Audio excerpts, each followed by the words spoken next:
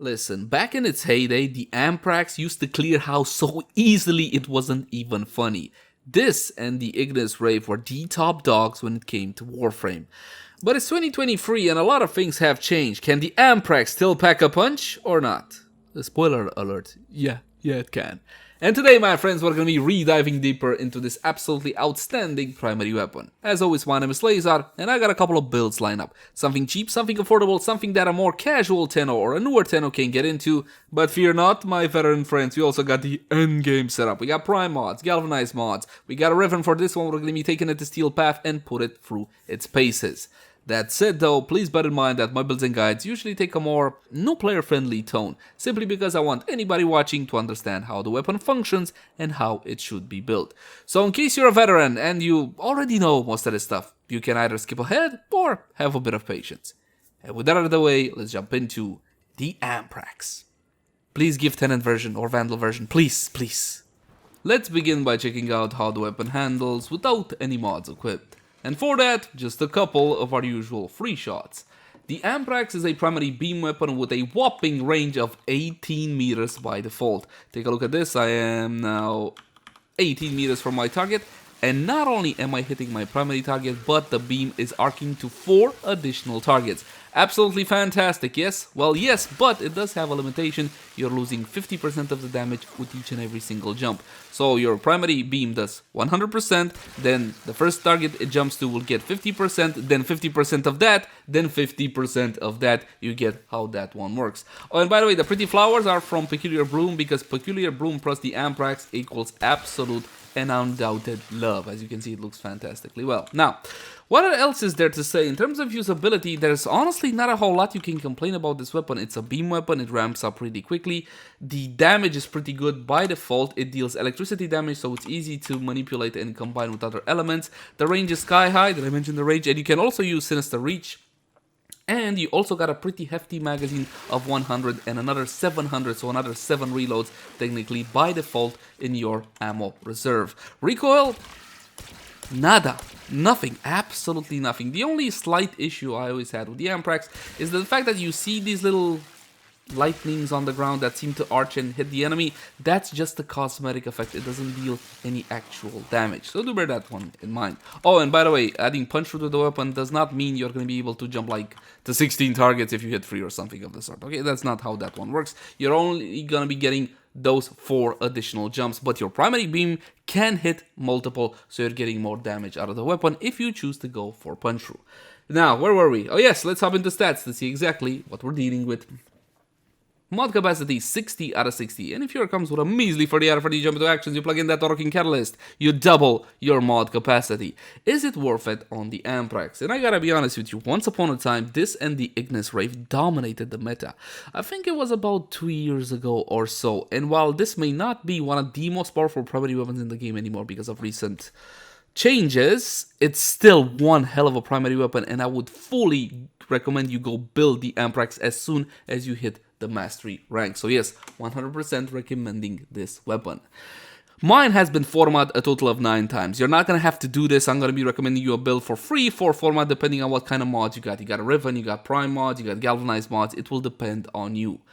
Accuracy is going to be on 12.5. Honestly, the weapon is pinpoint accurate. If you put the cursor on the target, you're going to be getting yourself the exact damage that you should be getting. Go for headshots because this is a critical weapon. Ammo maximum 700, more than plenty. Ammo pickup 60. Fire rate of 12, which is good but not fantastic. Magazine of 100, which is awesome. Noise alarming because, you know, lightning bolt, arc up, that kind of thing. Reload is on 2.6. Okay, you know when I said that usability is borderline perfect or something of the sort? Not really, because you see the reload is definitely on the high side at 2.6, but again, you do have that magazine of 100. Riven Dispo 2 out of 5. This used to be nothing. This used to be like the minimum Riven disposition for it. You got 2 out of 5, which means Rivens are worth it for the Amprex. They're not overly expensive, but I wouldn't categorize them as being cheap either. What do you call stuck Rivens then? Trigger held, as you saw, critical chance is sky high, 32% by default, baby, by default, and a 2.2x critical multiplier, again, above average. We're going to be leveraging those fantastic base critical stats. Status chance 22%, which is more than plenty because this is a beam weapon. per each and every single ammo, you're going to be getting 2 damage ticks on the target. And while the damage itself may be questionable depending on what you're going to be hitting, at least there are 2 opportunities of applying a potential status proc to your target. Damage by default electricity, which again is a godsend because a lot of builds even leave this one alone. In what sense? They just build whatever on the weapon and just get electricity procs. They get vital procs from the Panzerwolf Profile, for example. Therefore, you have more slots to play around with more damage and other multipliers. When it comes to the arcane slot, it's pretty simple. Damn, I really want to use it. I'm going to show you a build around Fractalized Reset one day. Remind me to show you a build around this one. But for the Amprex, it's kind of standard. You're going to be getting yourself primary deadhead if you're going to be going for a raw damage approach. A raw damage approach means something like corrosive, yes, and going for headshots. If not, you're going to be stuck with primary merciless. Also, frostbite is fantastic, but it works on a couple of weapons well on, and on the wrist not so much. If you're going to be using it in tandem with your melee, primary dexterity as per the usual. In the Excellent slot, I think you saw this one coming. You shouldn't really have any issue with ammo unless you're going to be overdoing it with fire rate. And you know what? Overdoing it with fire rate is really fun on the Amprex, so go for it. In that case, I would go with Vigilante Supplies. But if not, obviously your best in slot is going to be Sinister Reach, which adds another 12 range. That's 12 meters to the beam length with the 18 that you already got, 30 by default. And that is absolutely insane. Now let's have a look at a standard rudimentary setup. Damage acceleration and heavy cal, split chamber for multi-shot, critical chance and critical damage through the use of critical vital sense, argon scope. Yes, we're gonna press that critical chance over 100 so you can see those fantastic colors, and you're gonna be getting yourself a bonus when it comes to the multiplier, the critical multiplier of the weapon. Now you see only one 60-60 mod on this puppy. We're going with Malignant Force. Absolutely freaking fantastic mod and easy to obtain from Corrupted Vor. In the Void, it will be combining with the default electricity and making corrosive on the weapon, and Sinister Reach in the Excellent slot. Now do bear in mind, this is a flat damage heavy build, which is fantastic for doing star chart. More flat damage, more front loaded flat damage will mean a faster clear time. If you don't like that idea, you can go with more multi-shot. For example, you can get something like Vigilante Armaments instead of Heavy Caliber. Honestly, it's not gonna make a humongoid difference. You can go for something of the sort. But if you want that initial boom damage, go for something like this. I'm gonna be showcasing it on Corrupted Heavy Goons level 120. And I'm just gonna make sure that Ivara doesn't have anything to skew the test results. How do you like my Swamp Thing fashion for Ivara, huh? Can it look like Swamp Thing? Because she's like a jellyfish, but I wanted to make her more like a Swamp Thing. Because why the hell not? We're going to be spawning in, well, the same targets. Technically, level 120 Corrupted Heavy Goons, and you're also going to be having level 120 Gogstat for something a bit more beefier than the standard test, which is Corrupted Heavy Goon. Go for headshot, that's for the usual. Absolutely melted. Absolutely melted. And they go away with flowers. Gogstat over here. Take a look at the damage. Beautiful, beautiful. Absolutely freaking fantastic. Honestly, for a standard rudimentary setup, for my 2 cents, this is more than satisfying. Level 120 Gogstat, absolutely melted there. Take a look. And of course you would want to spread the love, spread the damage. Yes, you are going to be getting that arc that will spread to additional targets, but as you can see, the arc doesn't really do like super high damage. Take a look.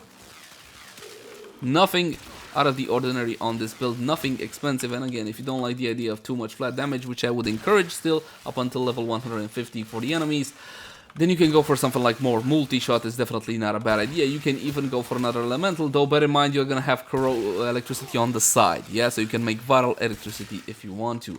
And speaking about vital electricity, we gotta talk about the elephant in the room. What the hell, no Hunter Munitions? Yeah, I'm bored of freaking Hunter Munitions, that's why I didn't show you. Essentially, if you wanna go for a Hunter Munitions build, you don't really gotta change a whole lot. You go with Munitions, like so. Now you will have to get vital on your weapon, and you can get vital on your weapon from your Panzerwolf Profile, which is not super reliable per se, or you can renounce Argon Scope, like so, and you can get yourself some cold. Now on the weapon you got yourself vital and electricity plus Hunter Munitions with a whole lot of critical chance, 96%. You're going to be getting a whole lot of slashes on your targets, and you can simply play this one differently. Is it better? Well, yeah, mathematically, technically it is better, but honestly it feels less better. Does that make any sense? But it is better. There you go. Hit a target till about 50% and watch the slashes absolutely annihilate it. Not only the slashes, but also the electricity procs as well. Now bear in mind, electricity procs are nice, but they don't come near the value of slash. Alright? But it is definitely nice to have. As you can see, your targets are going to be bleeding quite nicely, even though that line sounds terrible, doesn't it? And of course, the electricity procs as well. This is an option. It's really up to you how you want to play. If you're the kind of player that is interested, okay, between the two builds, what is most efficient? Obviously, Vital Slash is most efficient. If you're gonna having the Panzer Profile, again, you don't need to make Vital on your weapon. You can go for something like Heat, Electricity. Not good, not good. But you can go for something like that if you so desire. Just make sure you have Hunter Munitions on the weapon and the Panzer Volpe with you. But again, the actual weapon applying the status procs to the targets is a whole lot more reliable, and from my point of view, this is what I would recommend you go for. That said, let's assume that you have all the mods in the game. Yes, you have all the mods, you got resources, you're what we call a veteran. Even though that has kind of sad connotations to it, you're looking at something along these lines. You got yourself your Galvanized Chamber, one of the most powerful mods in the game, but it does need to ramp up. You should be able to get this one up at the start of the mission, then keep it throughout the entire duration. If it drops a couple of stacks, it's no big deal because it simply drops to a lower stack. You don't get a full reset. Galvanized Aptitude works in the same way. Now this one is functioning fully on the Amprex simply because it should. You see, the Amprex is not exactly an AoE weapon per se. It's a single target beam that jumps to multiple targets, and it also gets neutered every time it jumps. So Galvanized Aptitude should work, and it does work on the Amprex. I think in 2021, when I tested it, it didn't work, but now it does, thankfully. We also got a ribbon on this one, cold damage, critical damage. Now that cold helped me a lot with a single 60-60. I'm going to be making vital on the weapon. And let's talk about the elephant in the room. Should you go for a faction mod? If you're the kind of person that cares about the most amount of damage, the most amount of performance, yes, you should. Especially if you're going for slashes, for obvious reasons at this point. But if you're not a fan of the mods, like I am not a fan of the mods, you can go for something like Fire Rate. I would recommend you go with Prime Shred. Definitely a good idea, or my favorite, Vile Acceleration. You can also go for more multi-shot, in this case, Vigilante Armaments, another 60-60, but it's really kind of pointless, yeah? So there you go, those are your options, and you should go for something like so. Primary Merciless, because most of your targets will be dying under the effects of Slash. If you're going for Corrosive, go with Deadhead. Now let's see what the weapon can do against the same targets as before. Being a Galvanized setup, we're gonna have to get a couple of kills to get it to ramp up to full power, but that shouldn't be any issue whatsoever. As before, heal a target till about 50%. In the wild, however, we're gonna be taking this one to Steel Bath, clearly. You're not gonna stop firing, are you? You're gonna hit it till it dies, basically something of the sort. Now for the Gog, and melted, no problem whatsoever. We got a full pack of Gogstat. If you want to see more Gogstat testing, there you go, hit it at about 15, then it gets essentially melted. You're not even using a whole lot of ammo because I'm not using fire rate, so my ammo economy is top notch. And you might say, dude, I don't care. You will care if you want to take this one against levels in the thousands. Yes, then you will care about your ammo. So do bear that one in mind. For performance, this is fantastic. I mean, I can absolutely wreck a whole pack of Corrupted Heavy Goons, high-level Corrupted Heavy Goons with no problem whatsoever. May they rest in peace. But I know what you're saying, dude. Standing still targets in the simulacrum, really? Well, let's head on over to the Path of Steel. Welcome to the Void, my friends. Now let's see what the Amprex can do against the Corrupted in Steel Path. And as you can see, Corpus are very easy to kill, but that's not saying anything new, is there? Corpus in general are easy to kill. The problem with the Corpi is the fact that they are a whole lot more agile, they got more tricks than the Grenier, and they also deal a whole lot more damage. But in terms of defenses, you should be able to overcome them quite nicely, with the slight exception of nullifiers, and those are a problem when they essentially kind of sneak up on you and all whatnot. As you saw there, I took out 2 Corrupted Heavy Goons with no problem whatsoever. The weapon performs fantastically well, and you should have no problem clearing Steel Path with the Amprex. It should be quite easy. See this guy? Nullifier, that is the capture target, and the capture target always has damage mitigation and all whatnot, but it has been completely annihilated. Now my point was not to showcase it against those, I was just trying to show you some performance against standard, everyday Steel Path Corrupted, like this Gunner and all whatnot. And the Corrupted Heavy Goon, hit it till about, again, 60%, then watch the slashes, and the electricity procs absolutely annihilate your target. Hey listen, I got nothing else to say when it comes to Steel Path performance. It works great, you're not gonna have any issue whatsoever. It's gonna be easy even to take out groups like so, because of the arcing damage and the procs. Even though the arc doesn't deal a whole lot of damage, at least it applies electricity procs to your target, which add a little bit of crowd control, and that definitely can be useful. 2 corrupted heavy goons, level 130 instead of 1, no problem. As you can see, you're going to be able to absolutely annihilate whatever stands before you. Now, we can make the weapon perform even better than this if we add a little bit of Warframe buffs. So let's just add a little bit of Lady Mirage Prime and her outstanding buffs. This is a fantastic Warframe, and it is true she does have certain trouble surviving at high levels, but still, when it comes to weapon buffer frames, there is nobody better than Lady Mirage. We're gonna fix the... Wow, God! That really made it bad because I'm using the Amprex Day of the Dead skin. This is the normal way it looks, and it's not exactly fantastic. Usually the Amprex Day of the Dead skin, IMO, is the best skin. But I sidetracked, don't I? Corrosive projection against heavily armored targets, definitely. Minus 18% armor cannot be underestimated, but if you have other means of stripping armor, for example, you're using Pillage on your Warframe, or you're playing Hildren, or Ash, or whatever else, simply forget about this one. Use the aura of your choosing, whatever that may be. If the aura is that relevant to you, well, don't forget about co-action drift. This will help you out a whole lot as well. When it comes to arcanes, these are a lot more impactful. We're going to be going to Arcane Adventure. This will push our critical chance over 100% if you're just going to be using critical delay alone. 45% critical chance bonus additive after, simply stacking on top of what you already have. This is the most powerful offensive arcane in Warframe. You can farm it from the third Eidolon down on Cetus. Eidolon hunting nowadays is easy peasy. Everybody's doing it. You just gotta grab yourself a vault. But if that activity is not fun to you, keep in mind these are tradable and you can buy them from the trade chat. Arcane Acceleration is going to be our second arcane. More fire rate, yes, absolutely fantastic. But honestly, in this slot is what I usually put my Energize or whatever else I need for my Warframe build. So do bear that one in mind. When it comes to companion buffs, honestly, the Panzerwolf Pfeiler is kind of best in slot, especially if you're not going to be building Vital on your weapon, but you're still going with Hunter Munitions. If not, you can go for a Sentinel, any Sentinel you want. Just make sure that on that little Sentinel's weapon, you got the Vigilante mods, armaments, offense, supplies, and fervor. If you're going to be using any of these like supplies and armaments on your weapon, you don't need to have them over here. You're going to be getting yourself that 20% chance to enhance critical hits from primary weapons. Honestly, at this point, it's not really needed, and you might as well go for the Panzerwolf, but again, it's really up to you. Now, we're going to be spawning in level 165, Corrupted Heavy Goons, and 165 Extogog. Dear developer, I am begging you, I've been asking this for over a year now, why don't you get me level cap in the Simulacrum? Why? Come on, it doesn't make sense not to, now does it?